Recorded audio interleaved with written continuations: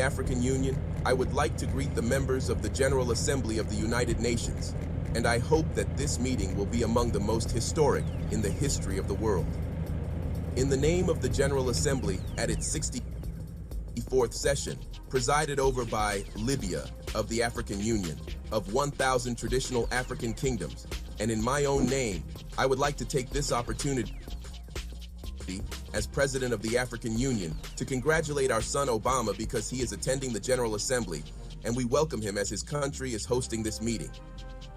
This session is taking place in the midst of so many challenges facing us, and the whole world should come together and unite its efforts to defeat the challenges that are our principal common enemy. Those of climate change and international crises, such as the capitalist economic decline, the food and water crises, desertification, terrorism, immigration, piracy, man-made and natural epidemics, and nuclear proliferation. Perhaps influenza H1N1 was a virus created in a laboratory that got out of control, originally being meant as a military weapon. Such challenges also include hypocrisy, poverty, fear, materialism, and immorality. As is known, the United Nations was founded by 3 or 4 countries against Germany at the time. The United Nations was formed by the nations that joined together against Germany in the Second World War. Those countries formed a body called the Security Council, made its own countries permanent members, and granted them the power of veto. We were not present at that time. The United Nations was shaped in line with those 3 countries and wanted us to step into shoes originally designed against Germany. That is the substance of the United Nations when it was founded over 60 years ago. That happened in the absence of some 165 countries at a ratio of 1 to 8. That is, 1 was present and 8 were absent. They created the Charter, of which I have a copy. If one reads the Charter of the United Nations, one finds that the preamble of the Charter differs from its articles. How did it come into existence? All those who attended the San Francisco Conference in 1945 participated in creating the preamble, but they left the articles and internal rules of procedures of the so-called Security Council to experts, specialists, and interested countries, which were those countries that had established the Security Council and had united against Germany. We don't want to create our own brands. We want to sell what people already need and love. There's 300 million Amazon buyers. The preamble is very appealing, and no one objects to it, but all the provisions that follow it completely contradict the preamble. We reject such provisions, and we will never uphold them. They ended with the Second World War. The preamble says that all nations, small or large, are equal. Are we equal when it comes to the permanent seats? No, we are not equal. The preamble states in writing that all nations are equal whether they are small or large. Do we have the right of veto? Are we equal? The preamble says that we have equal rights, whether we are large or small. That is what is stated and what we agreed in the preamble. So the veto contradicts the Charter. The permanent seats contradict the Charter. We neither accept nor recognize the veto. The preamble of the Charter states that armed force shall not be used, save in the common interest. That is the preamble that we agreed to and signed, and we joined the United Nations because we wanted the Charter to reflect that. It says that armed force shall only be used in the common interest of all nations. But what has happened since then? 65 wars have broken out since the establishment of the United Nations and the Security Council. 65 since their creation, with millions more victims than in the Second World War. Are those wars and the aggression and force that were used in those 65 wars in the common interest of us all? No, they were in the interest of 1 or 3 or 4 countries, but not of all nations. We will talk about whether those wars were in the interest of 1 country or of all nations. That flagrantly contradicts the Charter of the United Nations that we signed, and unless we act in accordance with the Charter of the United Nations to which we agreed, we will reject it and not be afraid not to speak diplomatically to anyone. Now we are talking about the future of the United Nations. There should be no hypocrisy or diplomacy, because it concerns the important and vital issue of the future of the world. It was hypocrisy that brought about the 65 wars since the establishment of the United Nations. The preamble also states that if armed force is used, it must be a United Nations force. Thus, military intervention by the United Nations, with the joint agreement of the United Nations, not 1 or 2 or 3 countries using armed force. the entire United Nations will decide to go to war to maintain international peace and security. Since the establishment of the United Nations in 1945, if there is an act of aggression by one country against another, the entire United Nations should deter and stop that act. If a country, Libya for instance, were to exhibit aggression against France, then the entire organization would respond because France is a sovereign state member of the United Nations, and we all share the collective responsibility to protect the sovereignty of all nations. However, 65 aggressive wars have taken place without any United Nations action to prevent them.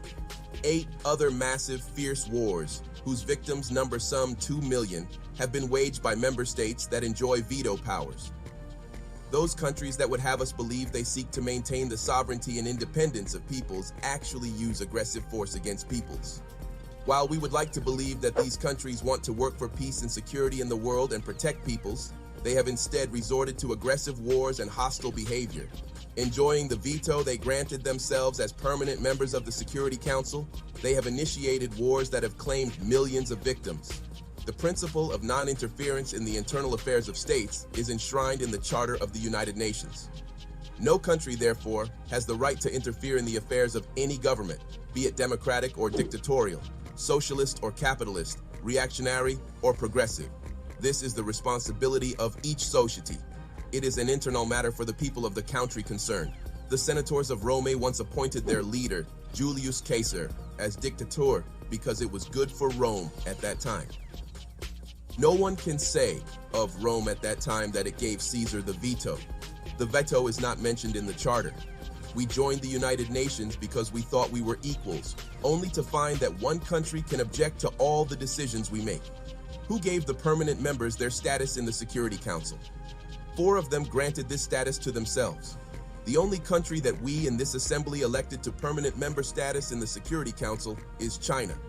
This was done democratically, but the other seats were imposed upon us undemocratically through a dictatorial procedure carried out against our will, and we should not accept it. The Security Council reform we need is not an increase in the number of members, which would only make things worse. To use a common expression, if you add more water, you get more mud. It would add insult to injury. It would make things worse simply by adding more large countries to those that already enjoy membership of the Council. It would merely perpetuate the proliferation of superpowers.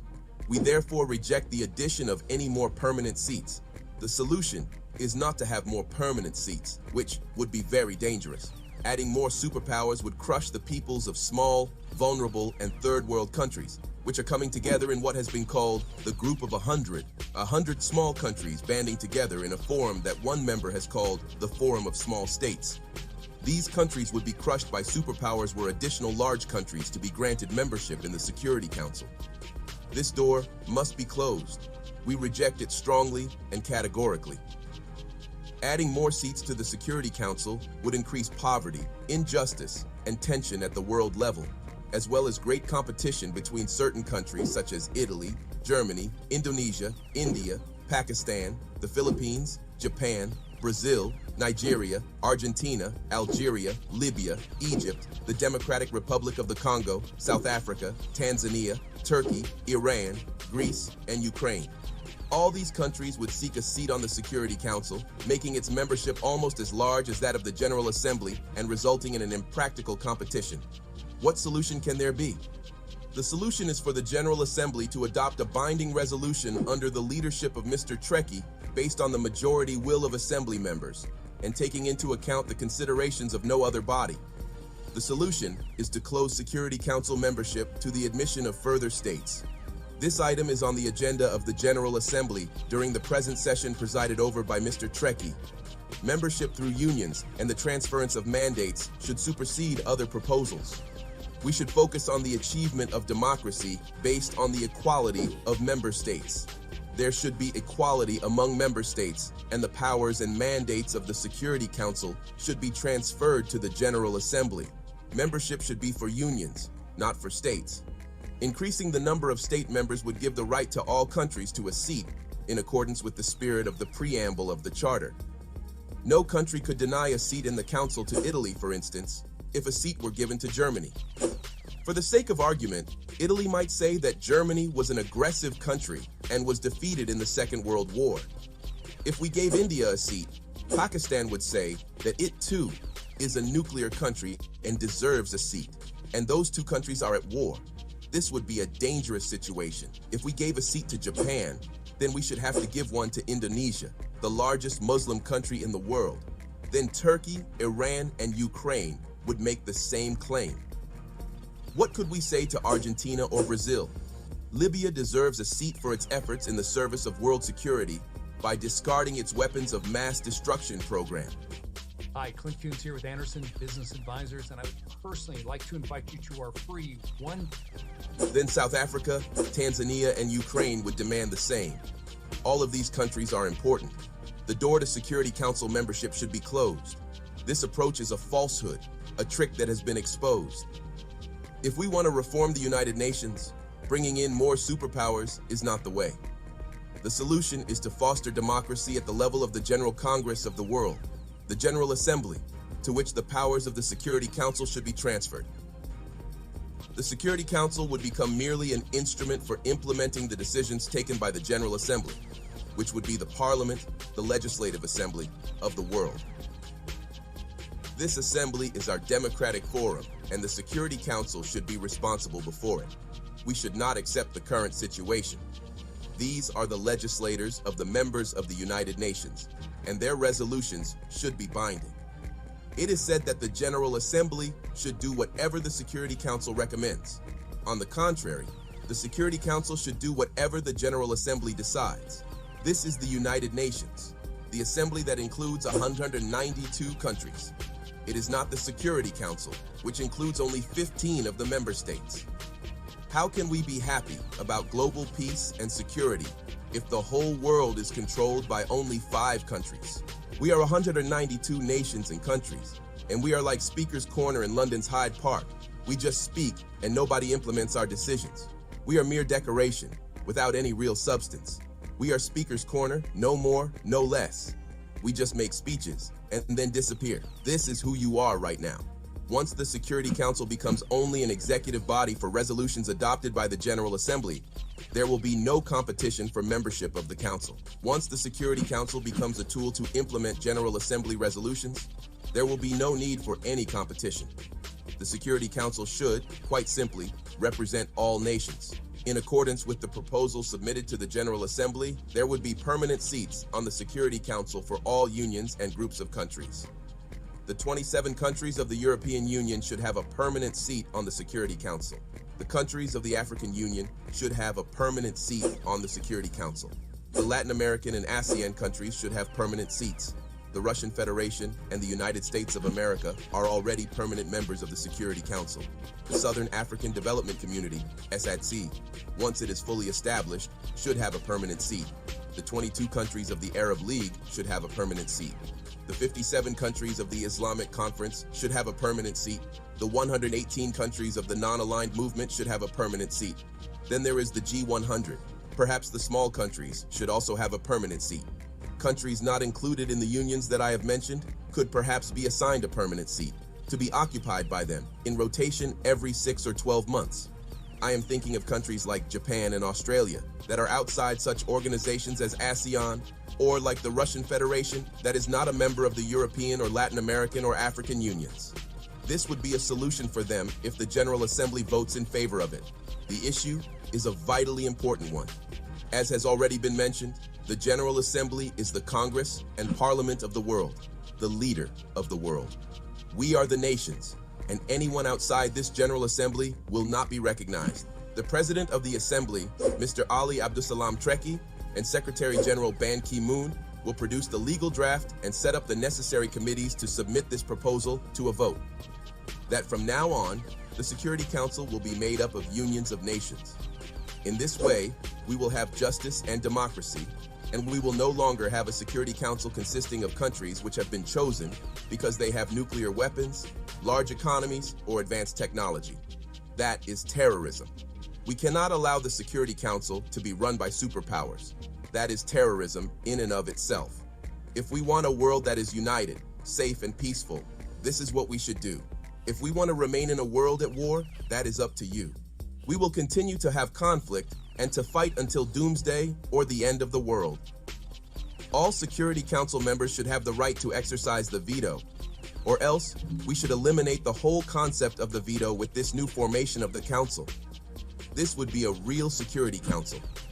According to the new proposals submitted to the General Assembly, it will be an executive council under the control of the General Assembly, which will have the real power and make all the rules.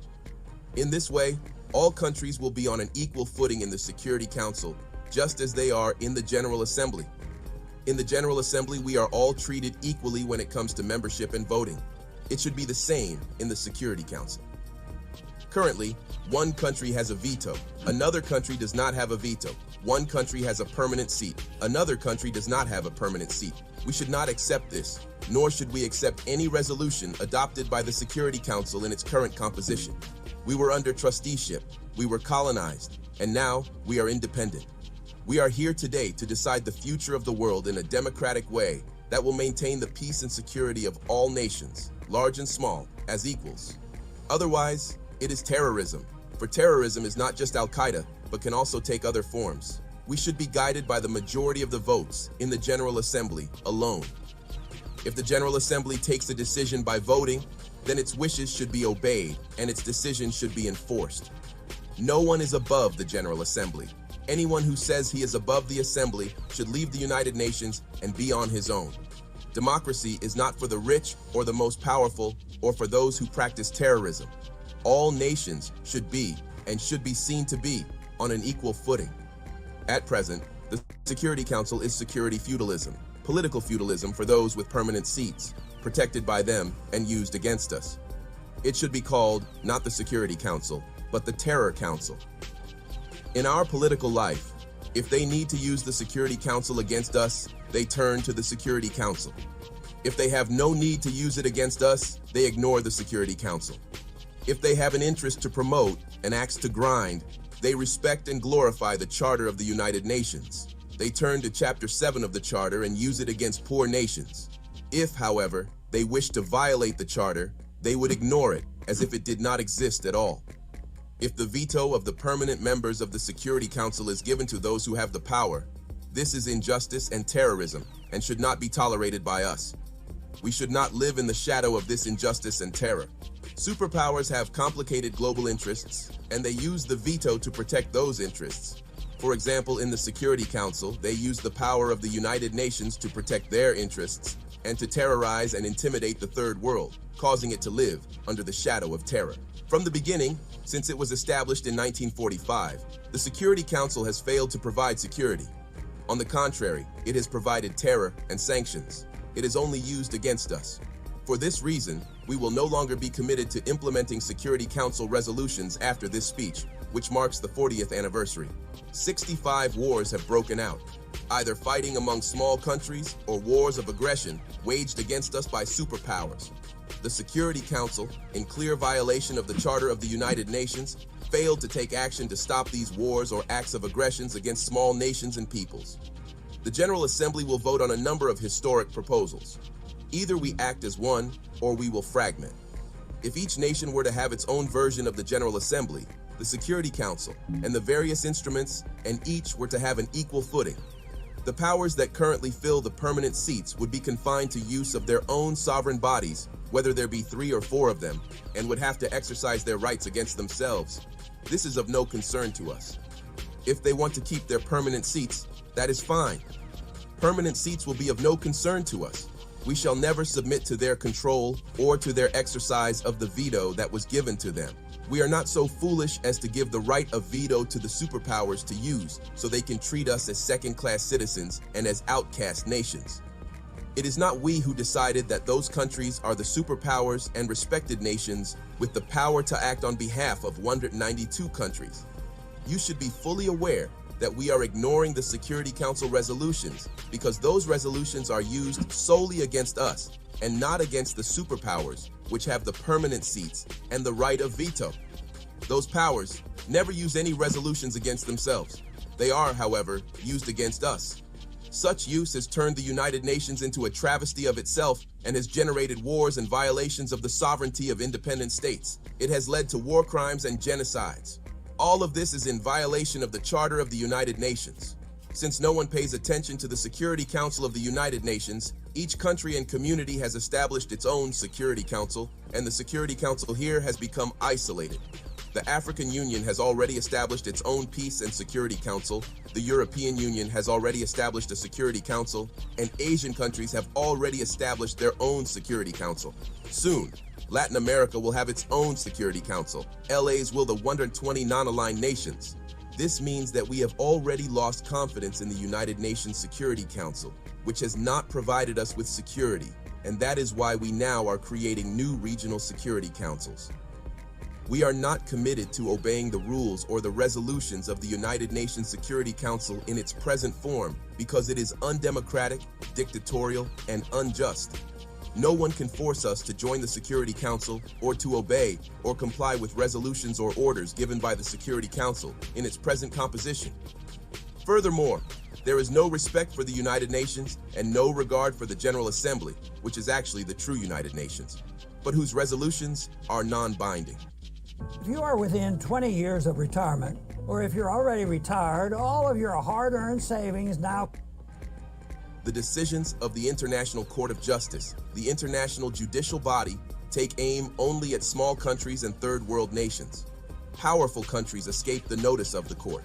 Or, if judicial decisions are taken against these powerful countries, they are not enforced. The International Atomic Energy Agency, IAEA, is an important agency within the United Nations. Powerful countries, however, are not accountable to it or under its jurisdiction. We have discovered that the IAEA is used only against us. We are told that it is an international organization. But if that is the case, then all the countries of the world should be under its jurisdiction. If it is not truly international, then right after this speech, we should no longer accept it and should close it down. Mr. Trekkie, in his capacity as President of the General Assembly, should talk to the Director General of the IAEA, Mr. El Baradi, and should ask him if he is prepared to verify nuclear energy storage in all countries and inspect all suspected increases. If he says yes, then we accept the agency's jurisdiction. But if he says that he cannot go into certain countries that have nuclear power and that he does not have any jurisdiction over them, then we should close the agency down and not submit to its jurisdiction. For your information, I called Mr. El Baradi when we had the problem of the Libyan nuclear bomb. I called Mr. El Baradi and asked him if the agreements by the superpowers to reduce nuclear supplies were subject to agency control and under inspection, and whether he was aware of any increases in their activity. He told me that he was not in a position to ask the superpowers to be inspected. So, is the agency only inspecting us? If so, it does not qualify as an international organization since it is selective, just like the Security Council and the International Court of Justice. This is not equitable, nor is it the United Nations. We totally reject this situation. Regarding Africa, Mr. President, whether the United Nations is reformed or not, and even before a vote is taken on any proposals of a historic nature, Africa should be given a permanent seat on the Security Council now, having already waited too long. Leaving aside United Nations reform, we can certainly say that Africa was colonized, isolated, and persecuted, and its rights usurped. Its people were enslaved and treated like animals, and its territory was colonized and placed under trusteeship. The countries of the African Union deserve a permanent seat. This is a debt from the past that has to be paid and has nothing to do with United Nations reform. It is a priority matter and is high on the agenda of the General Assembly. No one can say that the African Union does not deserve a permanent seat. Who can argue the proposal? I challenge anyone to make a case against it. Where is the proof that the African Union or the African continent does not deserve a permanent seat? No one can possibly deny this. Another matter that should be voted on in the General Assembly is that of compensation for countries that were colonized, so as to prevent the colonization of a continent, the usurpation of its rights, and the pillaging of its wealth from happening again. Why are Africans going to Europe? Why are Asians going to Europe? Why are Latin Americans going to Europe? It is because Europe colonized those peoples and stole the material and human resources of Africa, Asia, and Latin America. The oil, minerals, uranium, gold and diamonds, the fruit, vegetables and livestock, and the people, and used them. Now, new generations of Asians, Latin Americans, and Africans are seeking to reclaim that stolen wealth, as they have the right to do. At the Libyan border, I recently stopped 1,000 African migrants headed for Europe. I asked them why they were going there. They told me it was to take back their stolen wealth, that they would not be leaving otherwise. Who can restore the wealth that was taken from us? If you decide to restore all of this wealth, there will be no more immigration from the Philippines, Latin America, Mauritius, and India. Let us have the wealth that was stolen from us. Africa deserves 777 trillion in compensation from the countries that colonized it. Africans will demand that amount, and if you do not give it to them, they will go to where you have taken those trillions of dollars. They have the right to do so. They have to follow that money and to bring it back. Why is there no Libyan immigration to Italy, even though Libya is so close by? Italy owed compensation to the Libyan people. It accepted that fact and signed an agreement with Libya, which was adopted by both the Italian and Libyan parliaments. Italy admitted that its colonization of Libya was wrong and should never be repeated, and it promised not to attack the Libyan people by land, air, or sea. Italy also agreed to provide Libya with $250 million a year in compensation over the next 20 years and to build a hospital for Libyans maimed as a result of the mines planted in Libyan territory during the Second World War. Italy apologized and promised that it would never again occupy the territory of another country. Italy, which was a kingdom during the fascist regime and has made rich contributions to civilization, should be commended for this achievement, together with Prime Minister Berlusconi and his predecessor, who made their own contributions in that regard. Why is the Third World demanding compensation? So that there will be no more colonization, so that large and powerful countries will not colonize, knowing that they will have to pay compensation. Colonization should be punished. The countries that harmed other peoples during the colonial era should pay compensation for the damage and suffering inflicted under their colonial rule. There is another point that I would like to make. However, before doing so, and addressing a somewhat sensitive issue, I should like to make an aside. We Africans are happy and proud indeed that a son of Africa is now President of the United States of America. That is a historic event. Now, in a country where blacks once could not mingle with whites, in cafes or restaurants, or sit next to them on a bus, the American people have elected as their president a young black man, Mr. Obama, of Kenyan heritage. That is a wonderful thing, and we are proud. It marks the beginning of a change. However, as far as I am concerned, Obama is a temporary relief for the next 4 or 8 years. I'm afraid that we may then go back to square one. No one can guarantee how America will be governed after Obama. We would be content if Obama could remain President of the United States of America forever. The statement that he just made shows that he is completely different from any American president that we have seen. American presidents used to threaten us with all manner of weapons, saying that they would send us Desert Storm, grapes of wrath, rolling thunder, and poisonous roses for Libyan children. That was their approach. American presidents used to threaten us with operations such as Rolling Thunder, sent to Vietnam, Desert Storm, sent to Iraq, Musketeer, sent to Egypt in 1956, even though America opposed it, and the poisonous roses visited upon Libyan children by Reagan. Can you imagine? One would have thought that presidents of a large country with a permanent seat on the Security Council and the right of veto would have protected us and sent us peace. And what did we get instead? Laser-guided bombs carried to us on F-111 aircraft. This was their approach. We will lead the world, whether you like it or not, and will punish anyone who opposes us. What our son Obama said today is completely different. He made a serious appeal for nuclear disarmament, which we applaud. He also said that America alone could not solve the problems facing us and that the entire world should come together to do so. He said that we must do more than we are doing now, which is making speeches.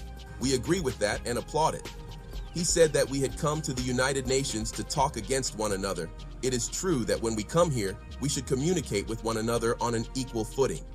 And he said that democracy should not be imposed from outside. Until recently, American presidents have said that democracy should be imposed on Iraq and other countries. He said that this was an internal affair. He spoke truly when he said that democracy cannot be imposed from outside. So we have to be cautious. Before I make these sensitive remarks, I note that the whole world has so many polarities. Listen, should we have a world of so many polarities? Can we not have nations on an equal footing? Let us have an answer. Does anyone have an answer as to whether it is better to have a world of so many polarities? Why can we not have equal standing? Should we have patriarchs? Should we have popes? Should we have gods? Why should we have a world of so many polarities? We reject such a world and call for a world where big and small are equal.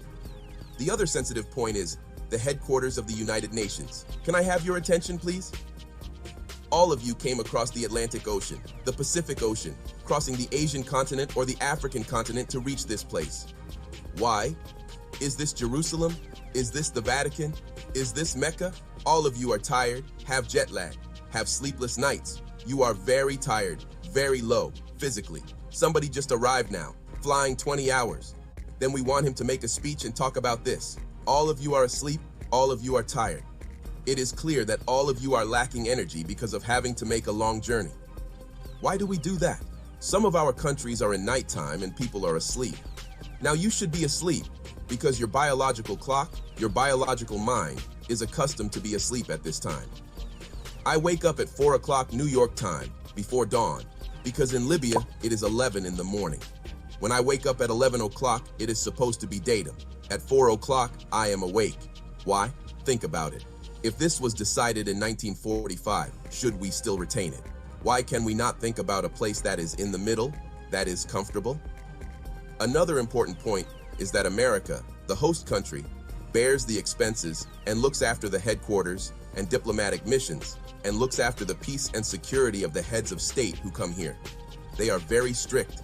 They spend a lot of money, New York and all of America being very tight. I want to relieve America of this hardship. We should thank America. We say to America, thank you for all the trouble that you have taken on yourself. We say thank you to America. We want to help reassure America and New York and keep them calm. They should not have the responsibility of looking after security.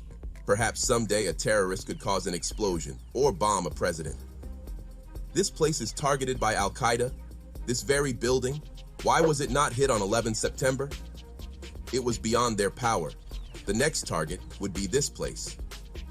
I am not saying this in an offhand manner. We have tens of members of Al-Qaeda detained in Libyan prisons. Their confessions are very scary. That makes America live under tension. One never knows what will happen. Perhaps America or this place will be targeted again by a rocket. Perhaps tens of heads of state will die. We want to relieve America from this worry. We shall take the place to where it is not targeted. Now, after 50 years, United Nations headquarters should be taken to another part of the hemisphere. After 50 years in the Western Hemisphere, for the next 50 years it should be in the Eastern Hemisphere or in the Middle Hemisphere by rotation. Now, with 64 years, we have an extra 14 years over the 50 that headquarters should have been moved to somewhere else. This is not an insult to America.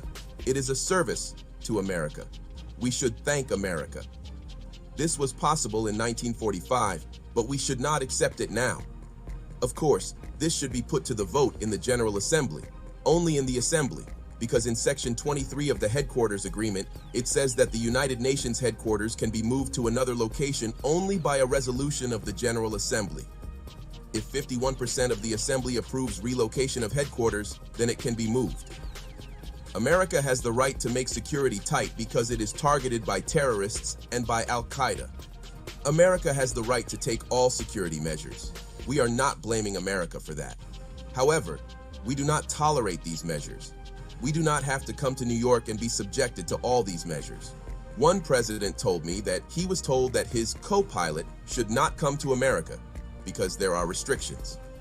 He asked how he could cross the Atlantic without a co-pilot. Why? He does not have to come here. The Second American Civil War is going to make the Israel-Hamas conflict.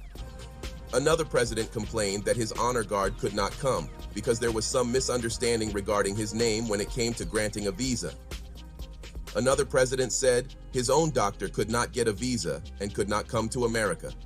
The security measures are very strict. If a country has any problem with America, they will set up restrictions on the movements of member delegations, as if one is in Guantanamo. Is this a member state of the United Nations? Or is it a prisoner in the Guantanamo camp that cannot be allowed free movement? This is what is submitted to the General Assembly for a vote. Moving the headquarters. If 51% agree, then we come to the second vote, to the middle of the globe or to the eastern part. If we say that we must move the headquarters to the middle of the hemisphere, why do we not move to Sirte or Vienna? One can come even without a visa. Once you come as a president, Libya is a secure country. We are not going to restrict you to 100 or 500 meters. Libya has no hostile actions against anybody. I think the same holds true of Vienna. If the vote says we should move headquarters to the eastern part, then it will be Delhi or Beijing, the capital of China or the capital of India. That is logical, my brothers. I do not think there will be any objection to that. Then you will thank me for this proposal, for eliminating the suffering and the trouble of flying 14, 15, or 20 hours to come here. No one can blame America or say that America will reduce its contributions to the United Nations. No one should have that bad thought. America, I am sure, is committed to its international obligations. America will not be angry. It will thank you for alleviating its hardship, for taking on all that hardship and all the restrictions, even though this place is targeted by terrorists. We come now to the issues that will be considered by the General Assembly. We are about to put the United Nations on trial. The old organization will be finished and a new one will emerge. This is not a normal gathering. Even son Obama said that this is not a normal gathering. It is a historic meeting. The wars that took place after the establishment of the United Nations, why did they occur? Where was the Security Council? Where was the Charter? Where was the United Nations? There should be investigations and judicial intervention. Why have there been massacres? We can start with the Korean War, because it took place after the establishment of the United Nations. How did a war break out and cause millions of victims?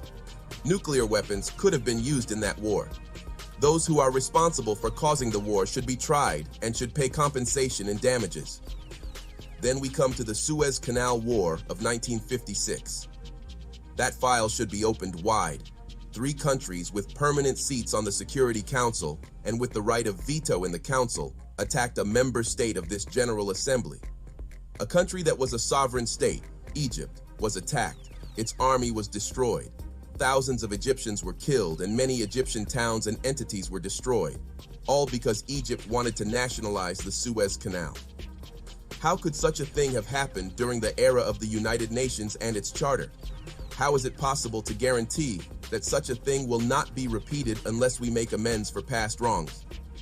Those were dangerous events, and the Suez Canal and Korean War files should be reopened. Next, we come to the Vietnam War. There were 3 million victims of that war. During 12 days, more bombs were dropped than during 4 years of the Second World War. It was a fiercer war, and it took place after the establishment of the United Nations and after we had decided that there would be no more wars. The future of humankind is at stake.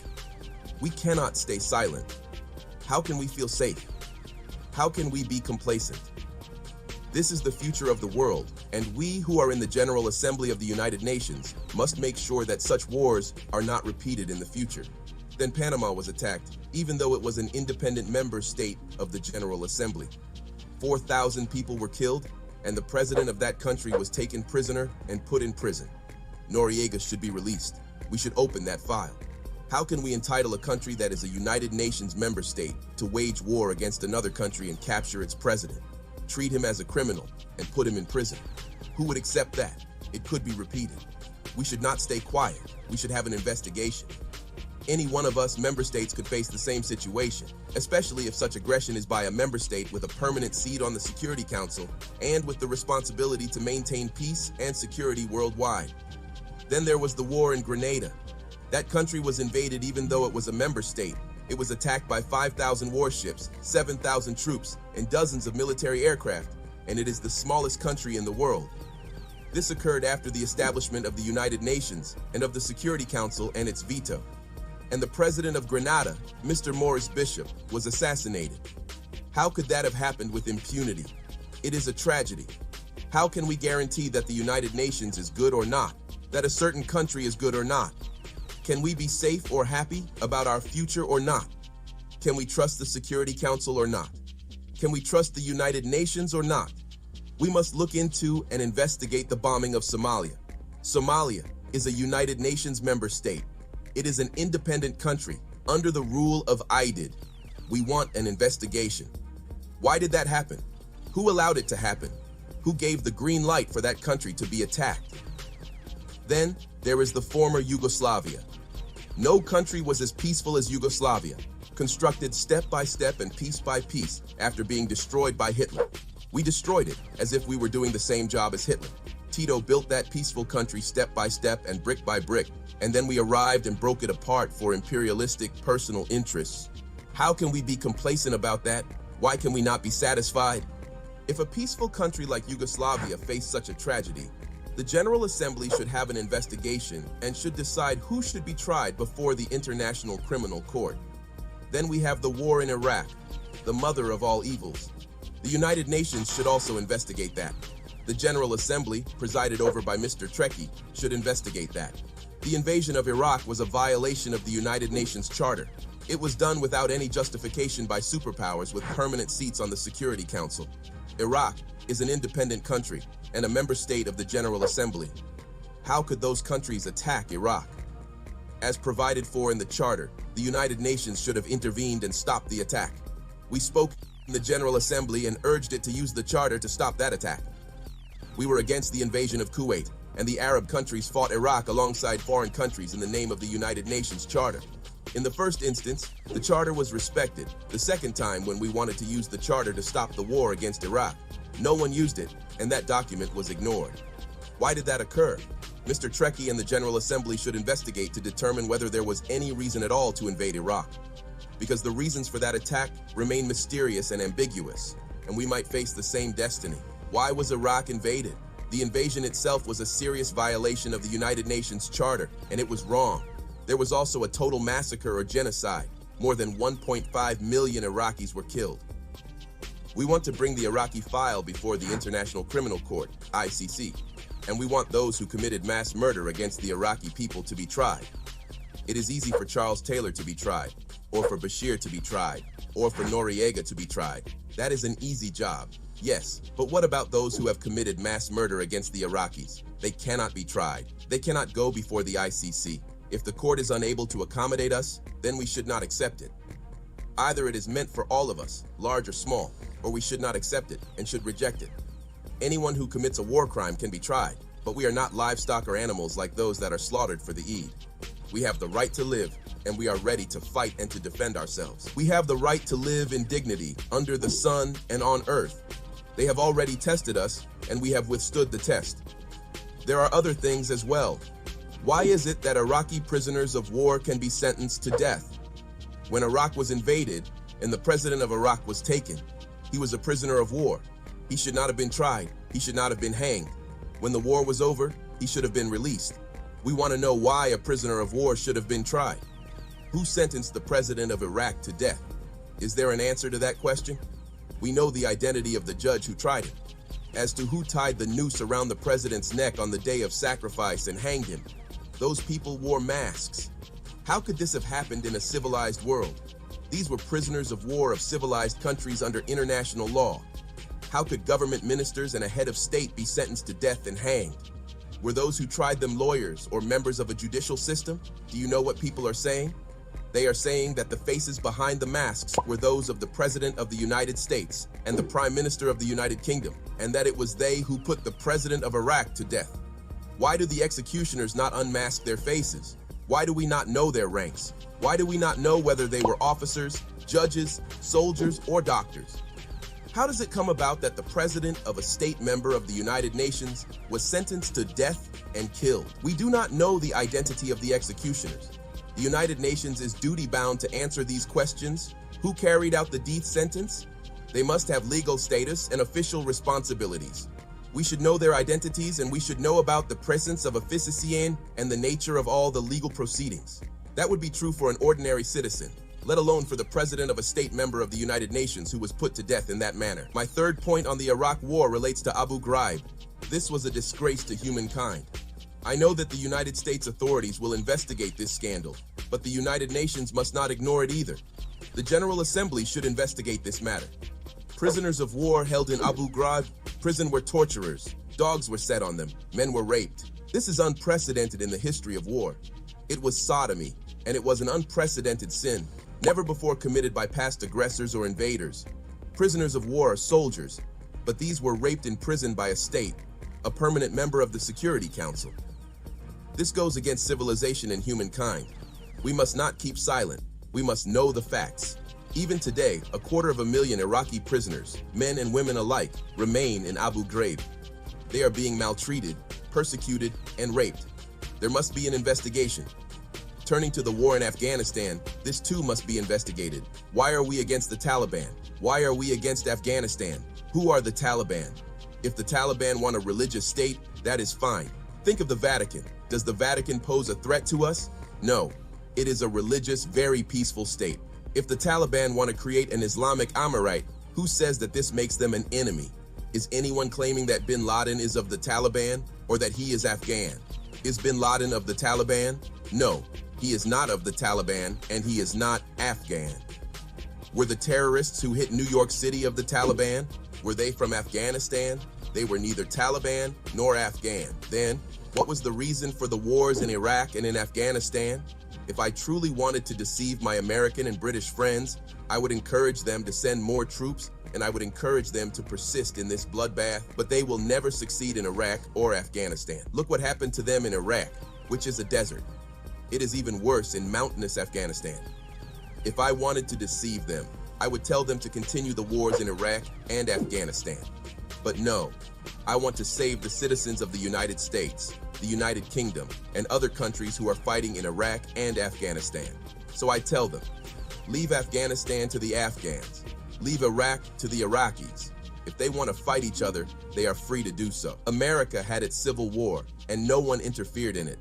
There were civil wars in Spain, China, and countries all over the world. No place on earth has been free of civil wars. Let there be a civil war in Iraq. If the Iraqis want to have a civil war and fight each other, that is fine. Who says that if the Taliban form a government, they would possess intercontinental missiles or the kind of airplanes that hit New York? Did those airplanes take off from Afghanistan or Iraq? No, they So why is Afghanistan being struck? The terrorists were not Afghans or Taliban or Iraqis. Why are we silent?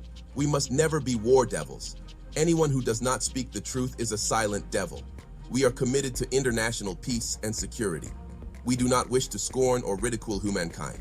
We want to save humanity. As President of the General Assembly, Mr. Ali Treki should open an investigation of the assassinations file, in addition to the war files. Who killed Patrice Lumumba and why?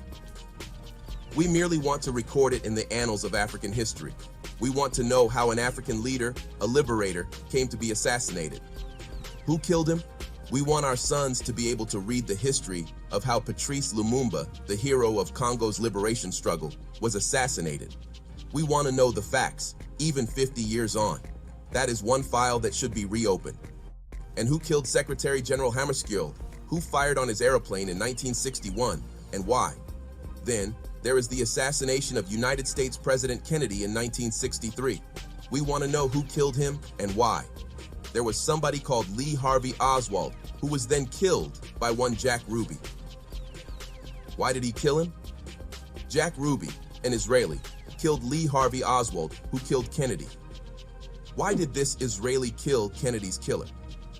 Then Jack Ruby, the killer of Kennedy, died in mysterious circumstances before he could be tried. We must open the files. The whole world knows that Kennedy wanted to investigate the Israeli Dimona nuclear reactor. This involves international peace and security and weapons of mass destruction. That is why we should open this file. Then there is the assassination of Martin Luther King, the Black Reverend and human rights activist.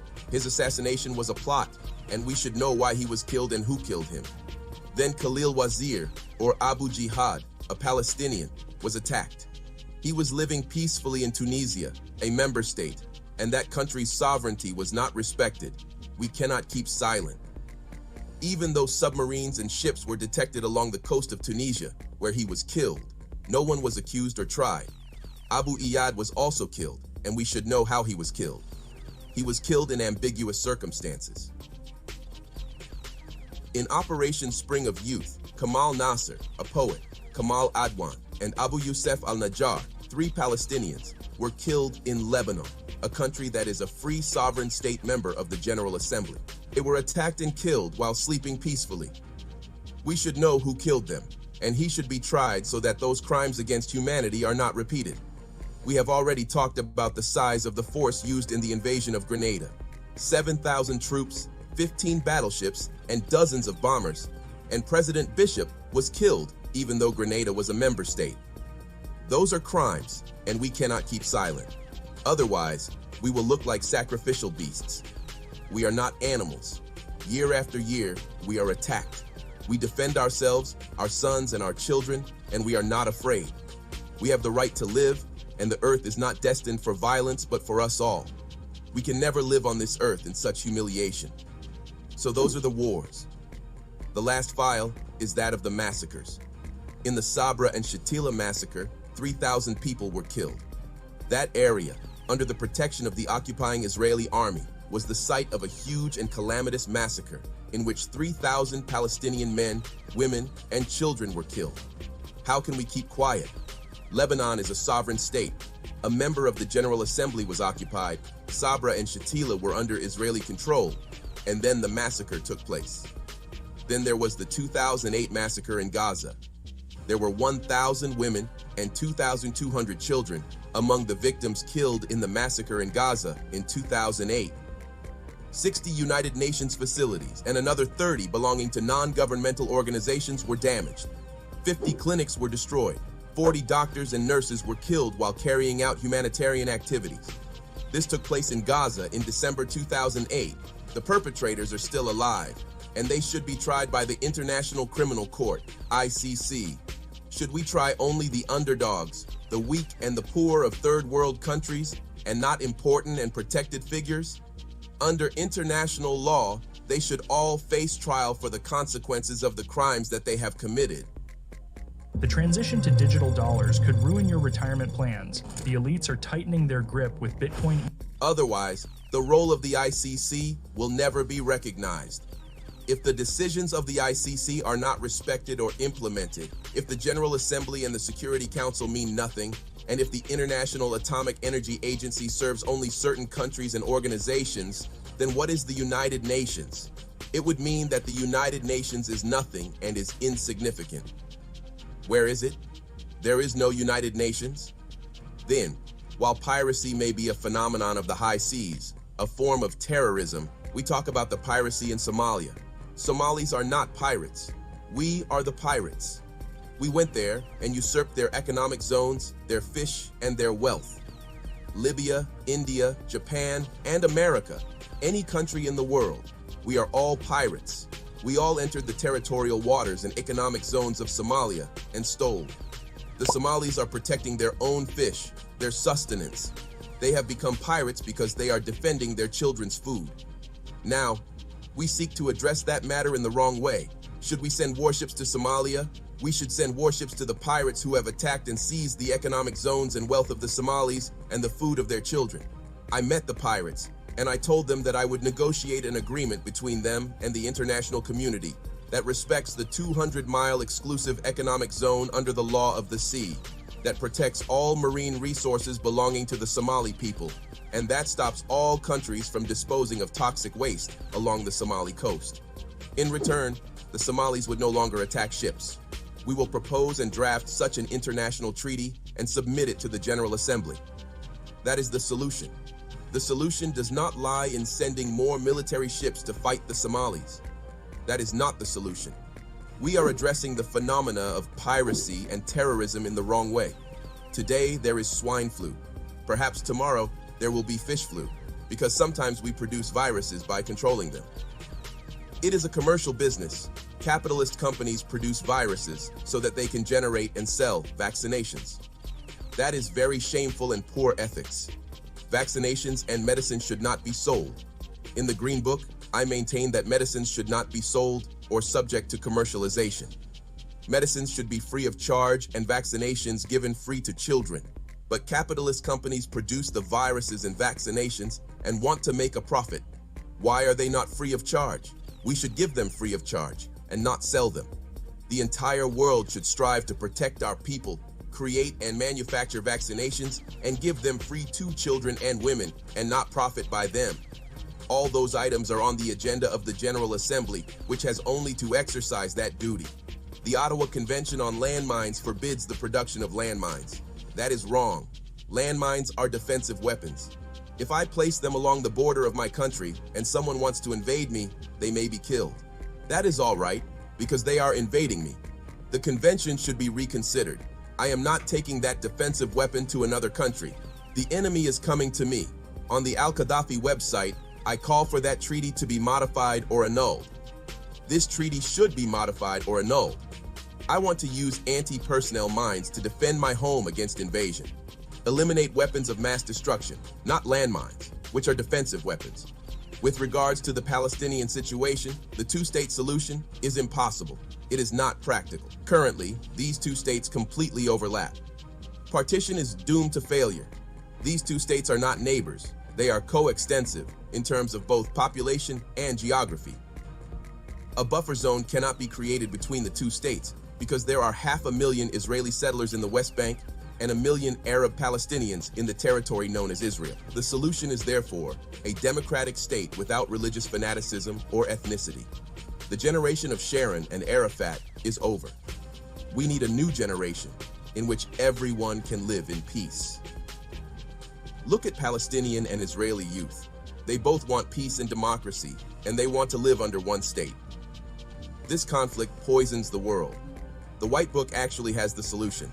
I hold it here. The solution is Israel. Arabs have no hostility or animosity towards Israel. We are cousins and of the same race. We want to live in peace. The refugees should go back. You are the ones who brought the Holocaust upon the Jews. You, not we, are the ones who burned them. We gave them refuge. We gave them safe haven during the Roman era and the Arab reign in Andalusia and during the rule of Hitler. You are the ones who poisoned them. You are the ones who annihilated them. We provided them with protection. You expelled them. Let us see the truth. We are not hostile. We are not enemies of the Jews. And one day, the Jews will need the Arabs. At that point, Arabs will be the ones to give them protection, to save them, as we have done in the past. Look at what everybody else did to the Jews. Hitler is an example. You are the ones who hate the Jews, not us. In brief, Kashmir should be an independent state, neither Indian nor Pakistani. We must end that conflict. Kashmir should be a buffer state between India and Pakistan. With regard to Darfur, I truly hope that the assistance provided by international organizations can be used for development projects, for agriculture, for industry, and for irrigation. You are the ones who made it a crisis. You put it on the altar. You wanted to sacrifice Darfur so that you could interfere in its internal affairs. You have turned the Hariri problem into a United Nations problem. You are selling Hariri's corpse. You just want to settle scores with Syria. Lebanon is an independent state. It has laws, courts, a judiciary, and police. At this stage, it is no longer the perpetrators that are being sought. The real wish is to settle scores with Syria, not ensure justice for Hariri. The cases of Khalil al-Wazir, Lumumba, Kennedy, and Hammarskjöld should also have been turned over to the United Nations if the Hariri case merits such attention. The General Assembly is now under the presidency of Libya. This is our right. Libya hopes that you will assist in making the transition from a world fraught with crises and tension to a world in which humanity, peace, and tolerance prevail.